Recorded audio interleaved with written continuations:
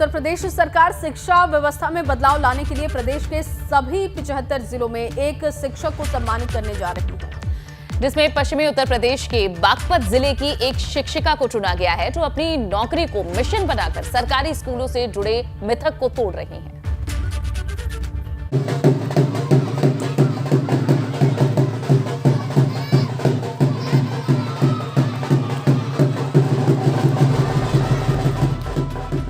ढोल की थाप पर नाचते गाते जश्न मनाते ये बच्चे बागपत के बिनौली प्राथमिक विद्यालय में पढ़ते हैं।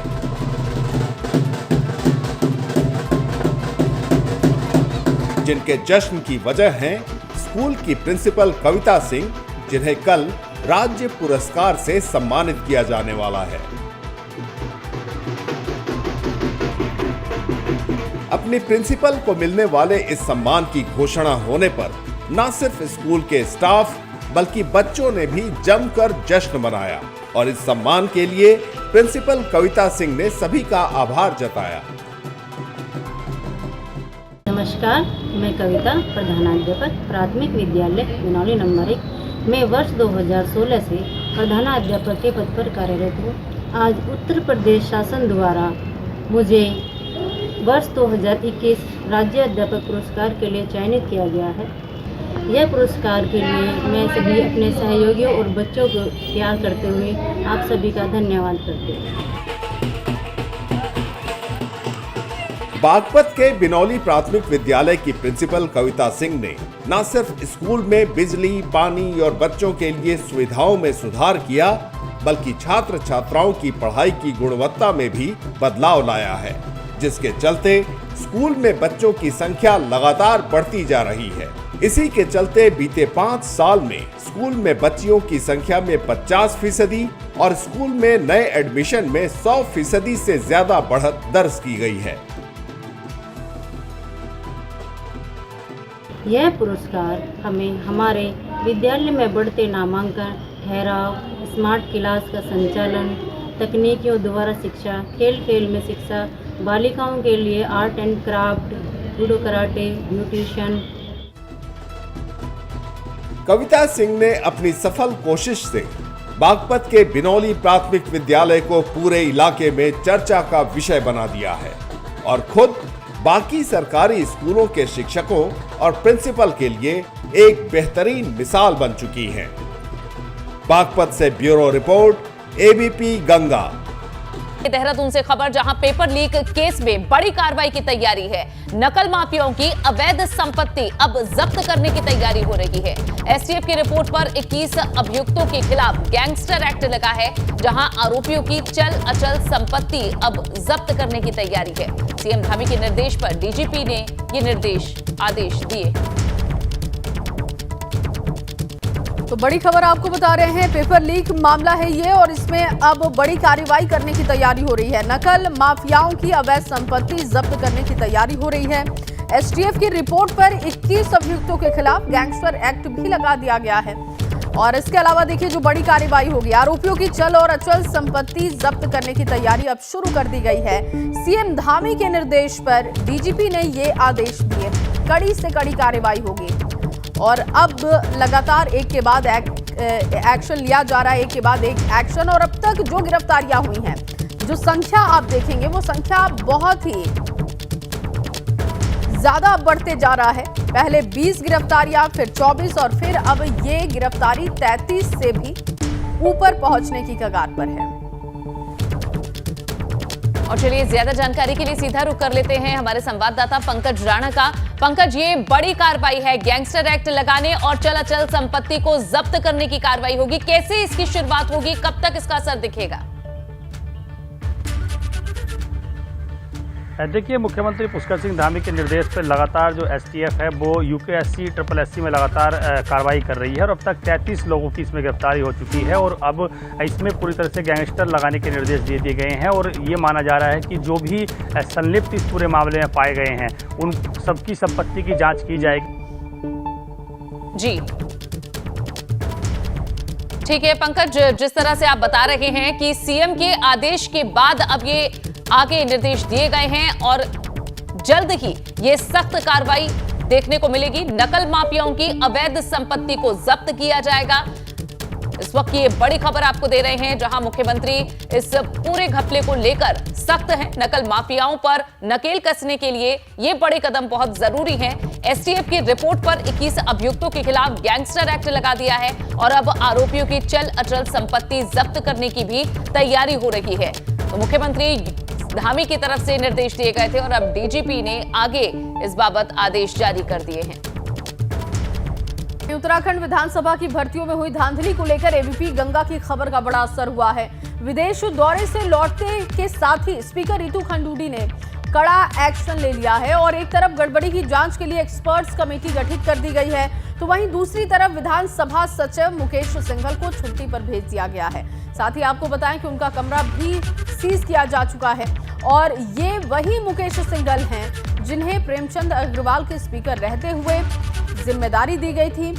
शोध अधिकारी से सीधा सचिव की कुर्सी तक इन्हें पहुंचा दिया गया था। देखिए, इन्हें 1 महीने की छुट्टी पर अब भेजा गया है और इस 1 महीने के भीतर ही जो 11 सदस्यीय कमेटी बनाई गई है इस मामले की जांच के लिए, उसे अपनी रिपोर्ट देनी होगी और ये जो जांच होगी ये पिछले 10 साल में विधानसभा के अंदर जो भर्तियां हुई हैं अलग अलग कार्यकाल में, उन सभी की जांच की जाएगी।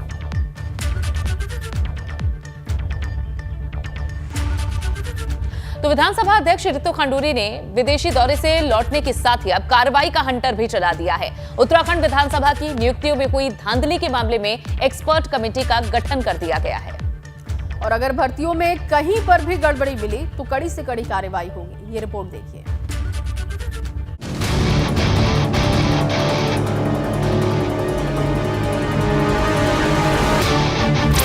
इसकी गरिमा को बनाए व बचाए रखना मेरा दायित्व ही नहीं, मेरा कर्तव्य भी है। मेरे लिए सदन की गरिमा से ऊपर कुछ भी नहीं।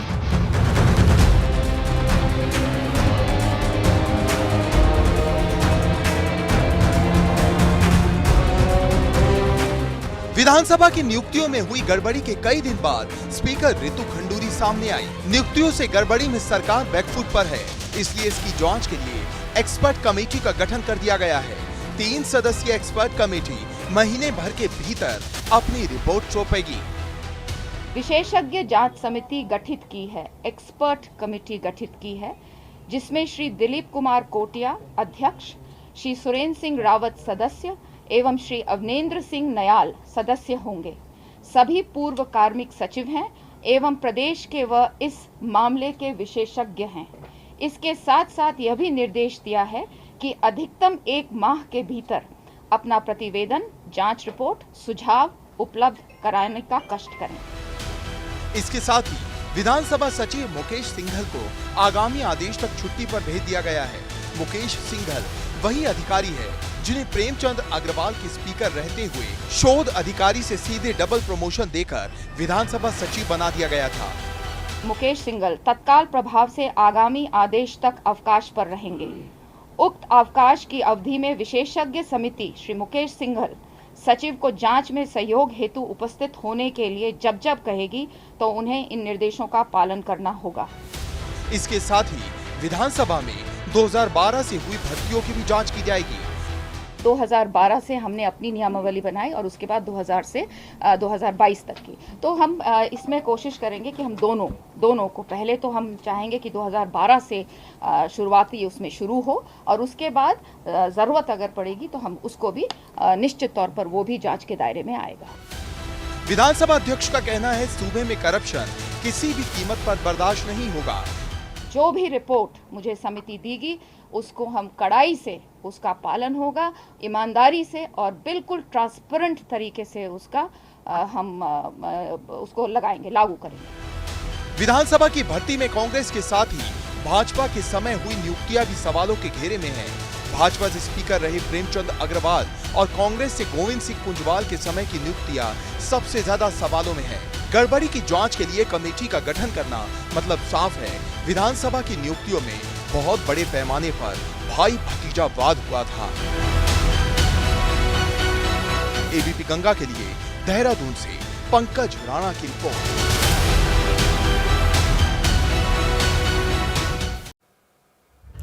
और वहीं नियुक्तियों की जांच के लिए कमेटी गठित की गई है। डीके कोटिया जो कि रिटायर्ड आईएएस हैं और उन्हें कमेटी का अध्यक्ष बनाया गया है। सुरेंद्र सिंह रावत वो भी रिटायर्ड आईएएस हैं और उन्हें कमेटी का सदस्य बनाया गया है। तो वहीं अवनिंद्र सिंह न्याल भी रिटायर्ड आईएएस हैं, उन्हें भी कमेटी का सदस्य बनाया गया है। तो ये 3 सदस्यीय कमेटी है जिनमें रिटायर्ड आईएएस अफसर को अब ये जिम्मेदारी दी गई है। 1 महीने के भीतर इस कमेटी को अपनी रिपोर्ट सबमिट करनी होगी और ये मिनिमम टाइम है, यानी कम से कम 1 महीने के भीतर पूरी जांच कर रिपोर्ट देना होगा आगे उन्हें, और विधानसभा अध्यक्ष रितु खंडूरी को ये रिपोर्ट उन्हें सौंपनी होगी।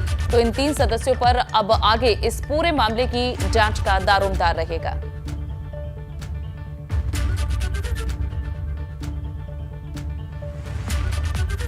एबीपी गंगा लगातार ये मुद्दा उठाता आ रहा है। विधानसभा की नियुक्तियों में बहुत बड़ी गड़बड़ी हुई है, ये एबीपी गंगा आपको बताता रहा है। ये एबीपी गंगा की खबर का ही अब असर है कि विधानसभा अध्यक्ष रितु खंडूरी ने विदेशी दौरे से लौटने के साथ ही कार्रवाई का हंटर चला दिया।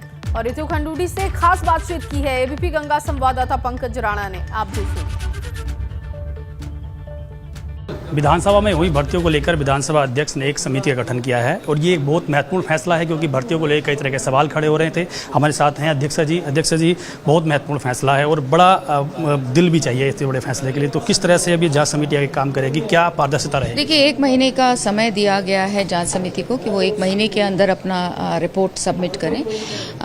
रिफॉर्म्स भी हम चाहेंगे तो रिफॉर्म्स की भी बात उस समिति से बाहर निकल कर आए, ऐसी मेरी आशा है। और जिस तरह की समिति आप लोगों के सामने मैंने रखी है वो प्रदेश की सेवा में काफ़ी सालों से लगे हैं, क्योंकि वो कार्मिक में सचिव रहे हैं तो रूल्स और रेगुलेशंस के ज्ञाता हैं, जानते हैं किस तरह के रूल्स और रेगुलेशंस फॉलो होने चाहिए, कैसे फॉलो होने चाहिए, नियम किस तरह से लागू होने चाहिए।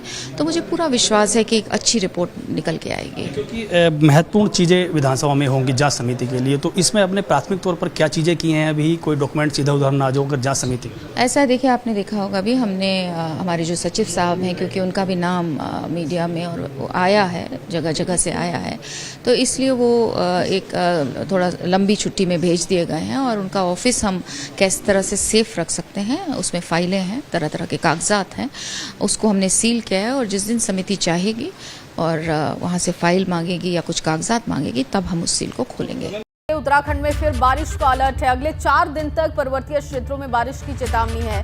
मौसम विभाग ने ओलावृष्टि की भी चेतावनी दे दी है। और देखिए 2 सितंबर से लेकर 5 सितंबर तक भारी बारिश और इसके साथ ही ओलावृष्टि का अलर्ट है।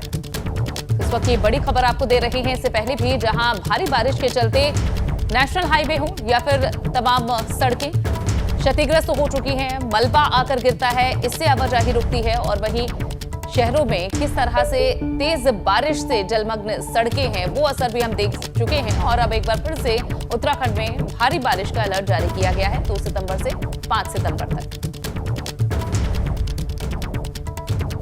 और चलिए एक बार फिर से रुक कर लेते हैं, पंकज राणा हमारे संवाददाता जुड़े हुए हैं। पंकज, एक बार फिर से ये अलर्ट जारी किया गया है, किस तरह से प्रशासन इस अलर्ट को लेकर तैयारी कर रहा है?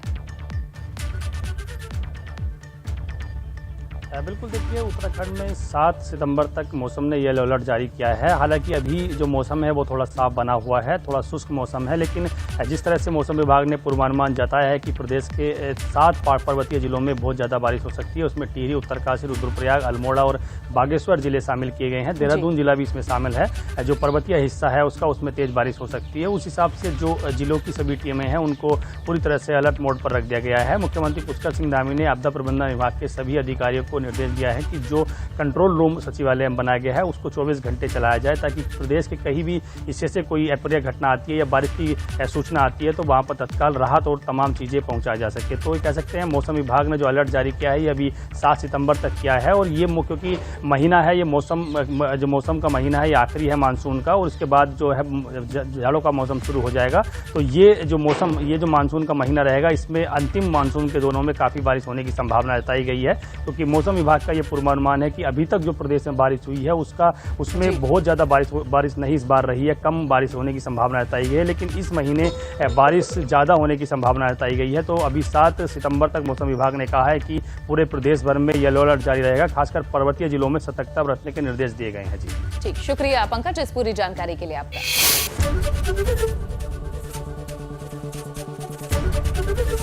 एबीपी गंगा, खबर आपकी, जुबान आपकी।